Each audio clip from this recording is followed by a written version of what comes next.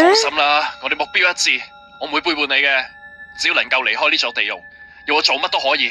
都話白飯魚叛變咗噶啦。Hello， 大家好，呢度係莫神啊。係啦，咁呢邊子就形成咗啦，咁應該就係佢嘅復仇計劃之類嘅嘢。好，我哋就繼續遊戲。第19節吸食。關夏男講述完邊子嘅故事之後，李成久久無法釋懷。從邊子存在喺昌明樓以嚟，嗰可怕大魔頭形象，而家就蒙上咗一層哀怨嘅色彩。原來邊子佢有啲咁嘅古仔，唉，聽完之後，我覺得佢所做嘅一切都情有可原。係啊，我同你嘅諗法一樣，所以一直以嚟我都覺得佢好可憐，只係佢真係傷害到其他人。佢始終做咗好多好嚴重嘅事，而家嘅佢同生前嘅佢完全係兩種生物。你唔好感情用事喎。我有個問題，邊係子佢係咁死嘅話，咁之後發生咗啲咩事？係咯，之後呢？佢因為賣血導致患上咗瘧疾，加上身體已經五勞七傷，失去求生意志嘅佢，最終就咁死喺床上面。係因為巨大嘅怨念，再加埋佢所遭受嘅創傷，導致佢死咗之後成為咗強大嘅惡鬼。係我諗佢最後一定揾咗黃時安去報仇啦，嗬？唔止係黃時安，基本上所有曾經害過佢嘅人都俾佢殺晒。即係小倩啊嗰啲咯，係嘛？冇差別咁係咁殺人啊！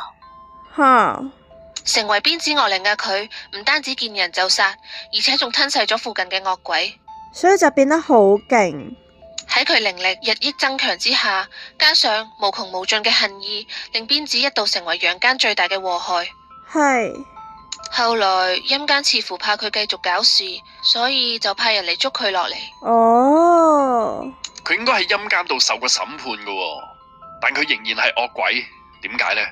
你又知佢會向陰間受審判？你問點解？吓，我都唔知喎，總之就係咁啦。即係佢嘅怨念已經深到連審判都幫唔到佢。唉，惡鬼嘅背後總係一啲令人惋惜嘅古仔。咁你仲要唔要幫佢啊？李成回想起張德軍，心入邊諗，或者佢已經承受唔到自己所作嘅業而得到咗報應。咁但係佢而家喺昌明樓出現喎，咁又係咩原因呢？係咯，點可以俾佢一直為所欲為啊？我估應該係有人收服咗佢，然後鎮咗喺呢棟樓入邊，係咪啊，關小姐？我覺得白飯魚好似知道好多嘢。係啊，係，應該係咁啩。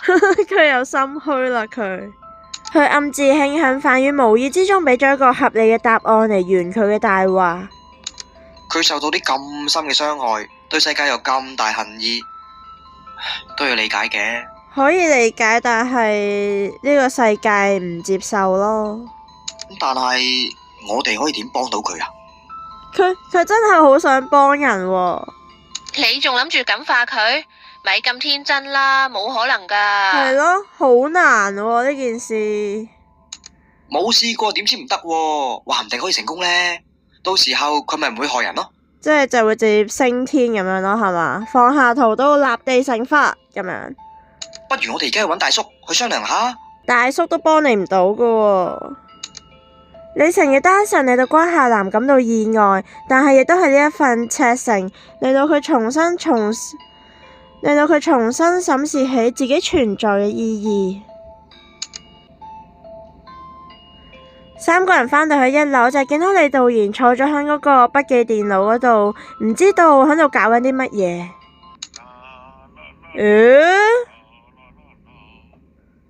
佢見到李成等人嚟到，即刻打開咗音樂，然之後閂埋咗部電腦。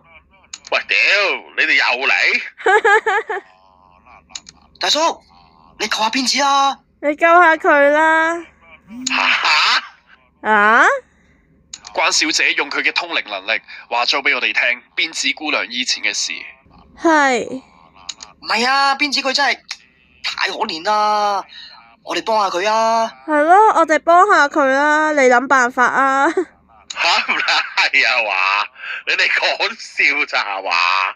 好認真咯，呢兩個人。我冇講笑啊！我聽完佢嘅故仔呢，我先明啊，就算幾惡嘅惡鬼，佢背後一定都有啲不為人知嘅悲慘過去㗎。係。如果連我哋都對佢袖手旁觀，咁呢個世界上仲有邊個肯願意幫助佢啊？即係咩？可恨之人必有可憐之處。喂，成哥仔，你都幾博愛㗎喎，遊魂野鬼又要幫，惡鬼又要幫，乜柒你都幫。到底你係陰間義工定地獄傳教士啊？我頭先為咗避開阿鞭子啊，好乸辛苦咁樣先將隻紅衣女鬼塞入個容器度，而家你又要我幫鞭子，你當我叮當啊？係啊，哆啦 A 夢。你唔好詆毀可愛嘅機械貓啊！我只係講呢啲嘢我做唔到噶啦。嗱，鞭子咧根本就冇辦法溝通得到，你同佢連嘢都講唔到嘅時候，咁唔好提咩心理輔導啦，係嘛？係。齋聽你咁講，而家要同鞭子姑娘溝通，應該係冇可能。係啦，嗰個紅衣女鬼而家點啊？收埋好咗咯，嗬？鞭子姑娘應該冇發現噶嘛？放心啦，我將佢放喺我啲胃藥旁邊呢。我間屋咧有法力加持，鞭子入唔到嚟。再講啦，女鬼俾人震咗個樽裏邊啊，鞭子都感應唔到佢啦。哦，咁就好。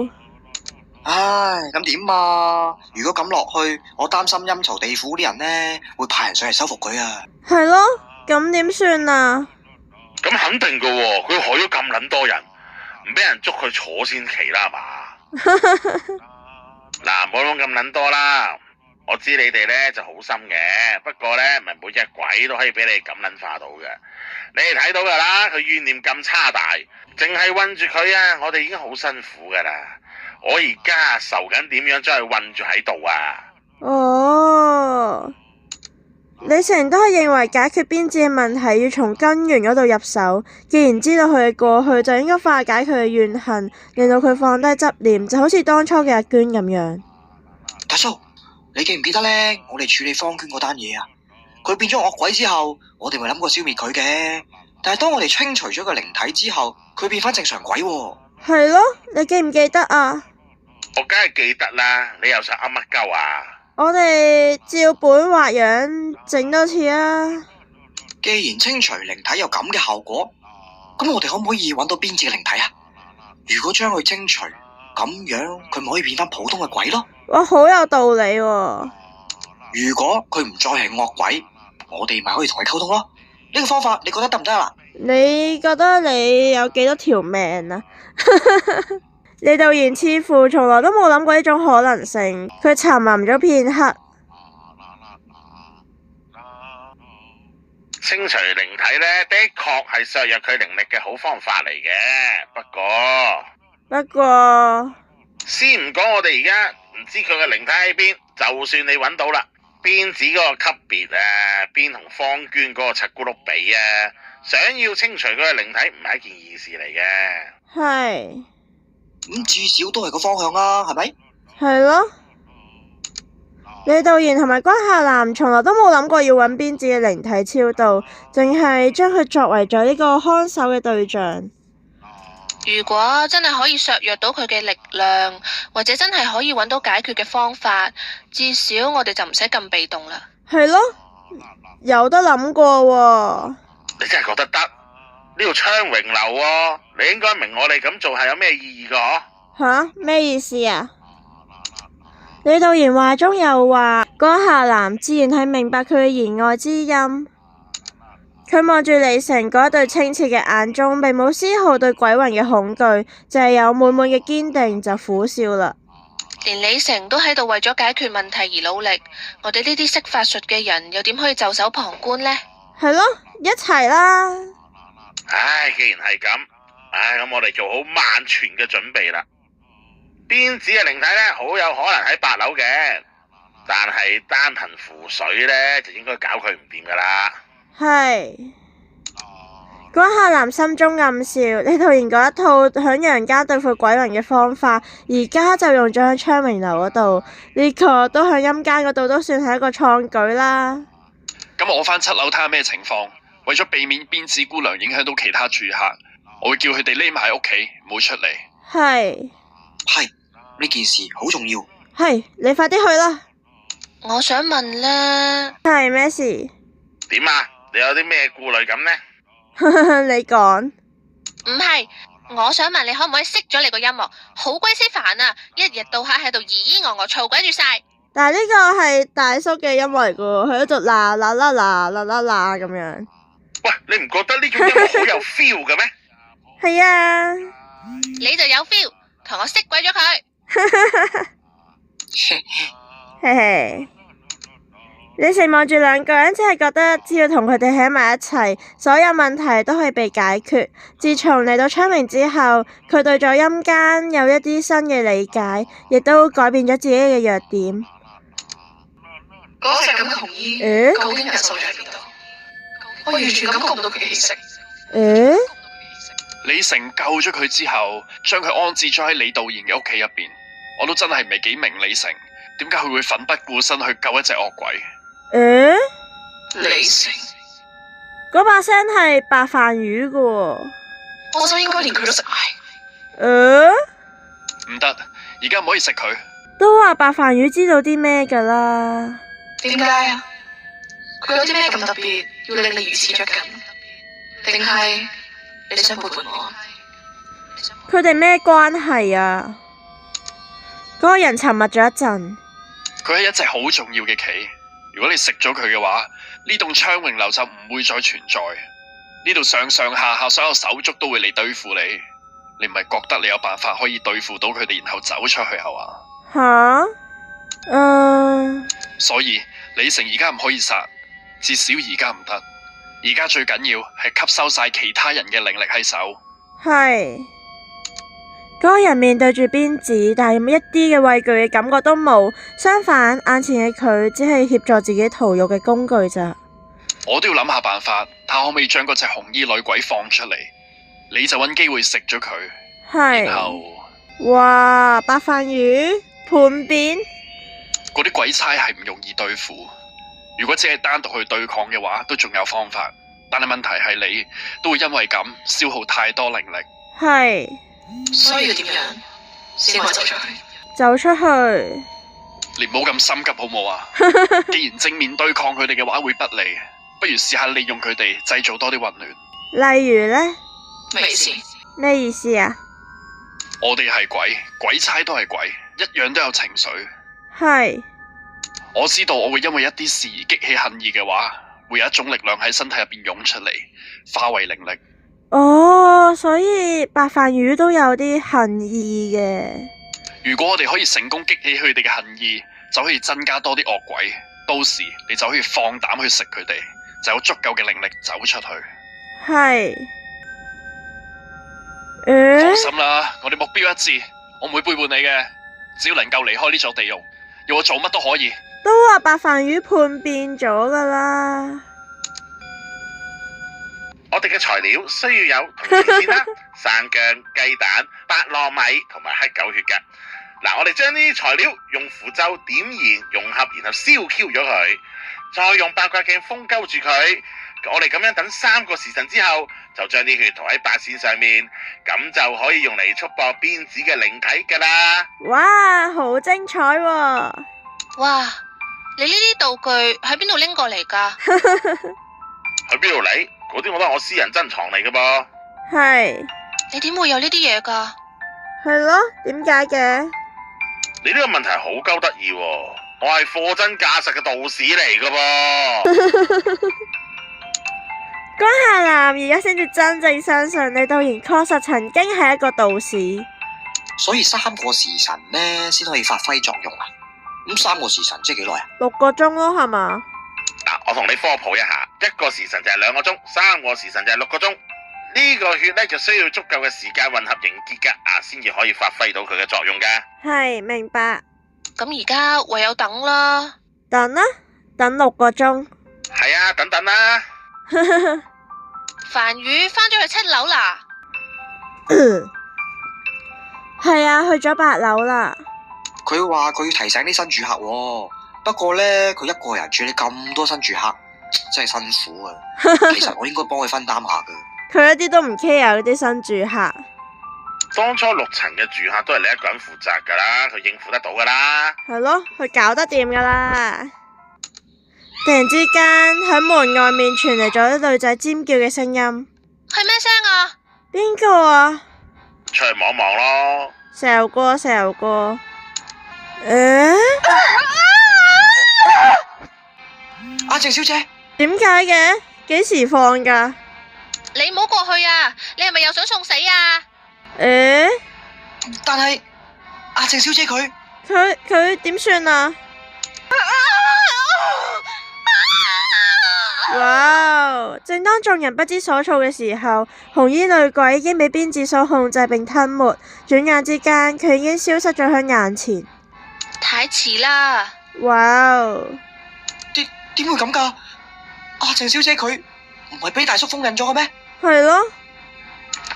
李導員即刻趕返去自己間房，需要查看原本封印住紅衣女鬼嘅嗰個樽。哇！正當佢走入房間，映入眼簾嘅就係台上面已經打開咗嘅藥樽。樽嗰蓋冇閂啊，冚住佢嘅符都俾人撕低咗。個樽蓋冇可能下正從入邊解開，再加上符咒亦都有封印嘅力量存在。就算鞭子點樣神通廣大，都冇可能突破李導言房間嘅屏障。一時之間，呢啲事發生到令人匪夷所思。點會冇冚蓋嘅？你冇冚好蓋啊？啊？我明明冚好咗個蓋噶喎，邊可能啊？係咯。大叔，關小姐，好黑啊！發生咩事啊？哇！鞭子啊！李成嘅聲音從外面傳嚟，兩個鬼差知道大事不妙啦。哇！你慢咗啊！佢哋即刻衝返去走廊，淨係見到李成呆立咗原地，喐都唔喐。做咩啊，李成？李成，喂，李成，你做咩啊？李成 ，hello。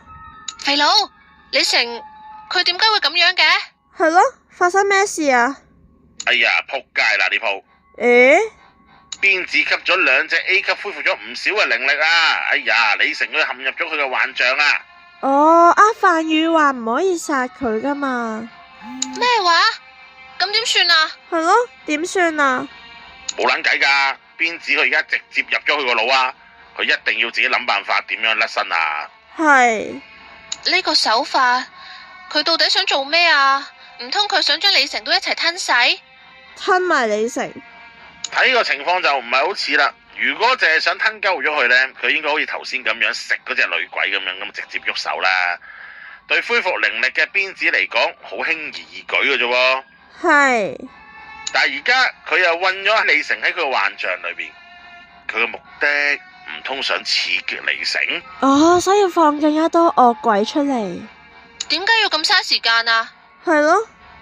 啊，你話如果李成都變埋惡鬼，究竟會點呢？咦？吓？喂 ，hello。陳伯嘅聲音打斷咗兩個人嘅猜想，佢神情嚴肅咁樣行咗過嚟。嗰個仆街啊，居然諗到啊，掟埋7樓嗰2隻惡鬼啊！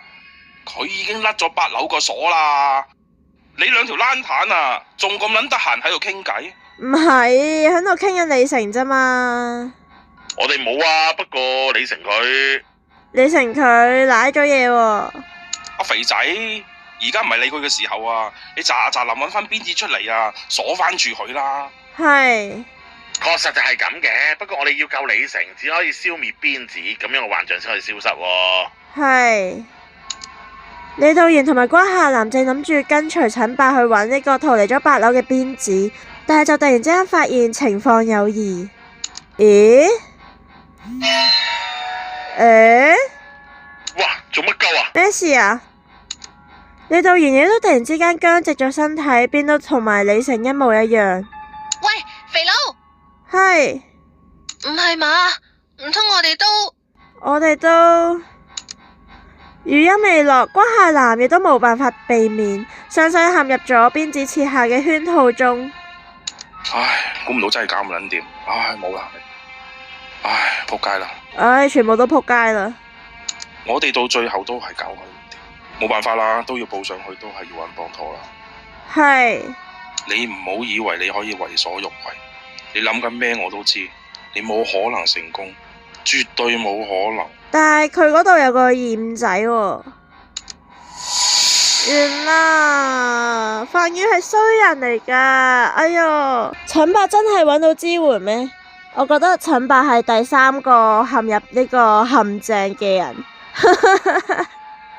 我覺得應該 OK 嘅，你成主角嚟㗎嘛，係咪？講好咗唔可以殺嘅，係冇問題，我哋下次再見，拜拜。